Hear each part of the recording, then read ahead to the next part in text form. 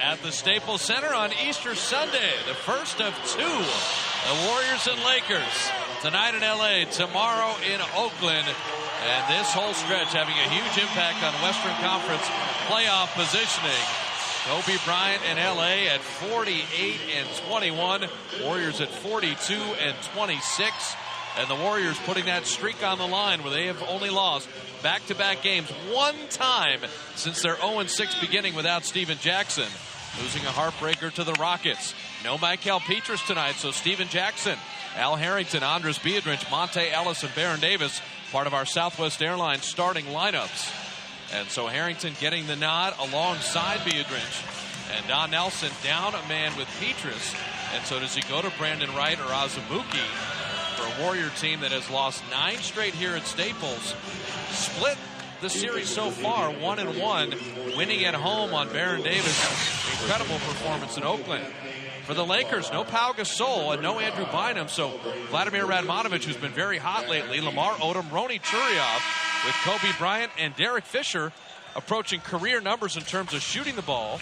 And Phil Jackson said in the San Francisco papers, hey, we could be the team to beat. He feels they are. He feels they're the best team in the West, and he certainly would feel that much better if they had their full complement of centers. When we talk about Andrew Bynum and Pau Gasol. This is a team that is the best record in the West, as I said, 48-21, third best overall in the league behind Boston and Detroit. And 3 days ago, Bob, what an impressive victory when they went to Salt Lake City and threw only the 4th home loss of the season on the Utah Jazz. That's how well the Lakers are playing, even without Pau Gasol. Utah had won the 19 in a row at home, and that streak coming to an end. But the Warriors losing by 3 to the Rockets in Oakland on Friday, and putting their not losing back-to-back game streak in jeopardy. We've talked about this stretch and how difficult it would be, but when you see the Lakers twice in a 48-hour period, this is daunting. And Petrus out with a groin injury, and he has been playing so well, back-to-back double-doubles for Michael for the first time in his career. And the Warriors missing him at a key time, as are the Lakers missing Gasol and Bynum. But what has he been providing when I'm talking about, well, let's talk about the Toyota Tundra keys to the game, Bob, because I hinted at it when we came on camera just a few moments ago. You've got to set the tone in the first quarter with the Lakers. They got up in Utah 38-18 in that first quarter, and the Warriors have been so successful when they lead after the first quarter, 27-7 overall. That's 80%. Slow the supporting cast, and we're talking about Turiaf. We're talking about off the bench Farmar. And all those players that give the Warriors problem when you don't think about them and you focus on the superstars. And then you've got to protect your possessions. The Lakers are playing at an incredible efficiency right now. And we can bear those numbers out later on. Radmanovich, Turiaf, and will run the triangle with the starters. Turiaf, maybe hook rims in. Now, in a change, Baron Davis is likely to guard Kobe, so we will watch that. Asking a lot of Baron on offense and defense. Stephen Jackson with a great beginning as he rails the 3. Baron shadowing Kobe, and Baron having to run the Warrior offense. Turiaf lost it briefly. Kobe springs free and drops in the jumper. Kobe Bryant at 28 points a game. And then taking it from Monte Ellis. The push ahead to Fisher. And he will create space, but missed the layup. And out of bounds to the Warriors. Well, he should have passed the ball off. And the Warriors got a break on that. Jack Nees, Jimmy Clark, and Eric Lewis blowing the whistles tonight. Jack Nees, the venerable one, over 70 years of age. The oldest official in the NBA. St. Ellis with the drive and bringing that out. And here comes Lamar Odom. What a package at 6'10".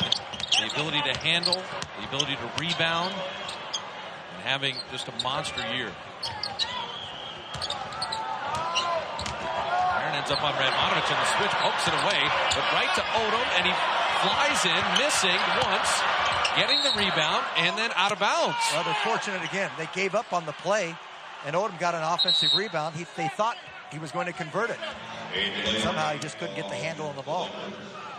And I was going to say, Bob, with Mikael Pietrus. They're going to sorely miss him.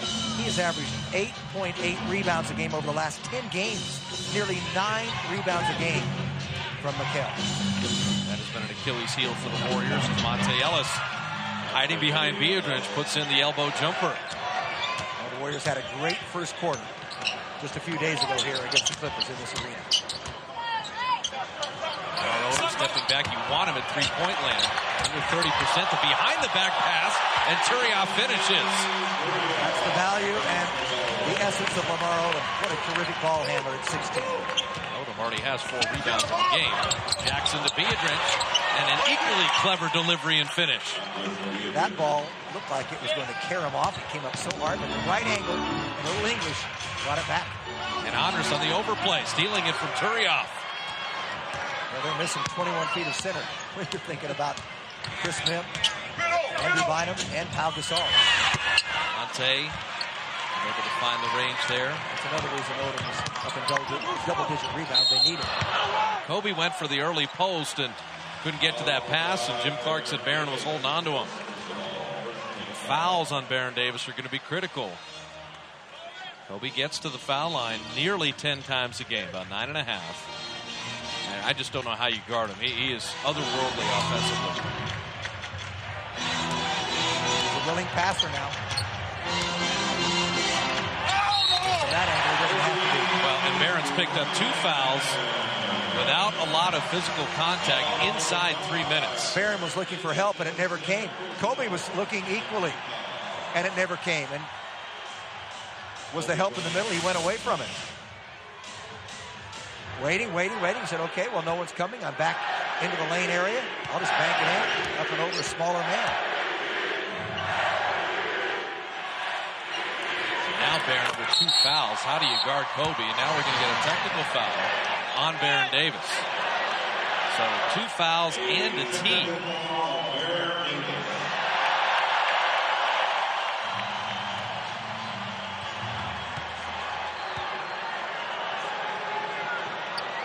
So far this year, we've got emotional players in Baron Davis, Stephen Jackson. Stephen Jackson has had no ejections this year, fewer technicals than in the past. And once in a while, you know what? Sometimes that helps in the officiating, get it early like that, because Baron didn't agree with either of the first 2 fouls. Just incidental contact, particularly on the overplay. Biedrins coming to help break that full court pressure, and then Monte streaking in to put it in. Well, he just covered about 40 feet in 1.5 seconds. I was going to say, want to see someone's 40 time? They're just at the NFL Combine. Turiaf passing out to Radmanovich. That's what he's been doing. 56% on threes for Bad Vlad over the last 3 ball games.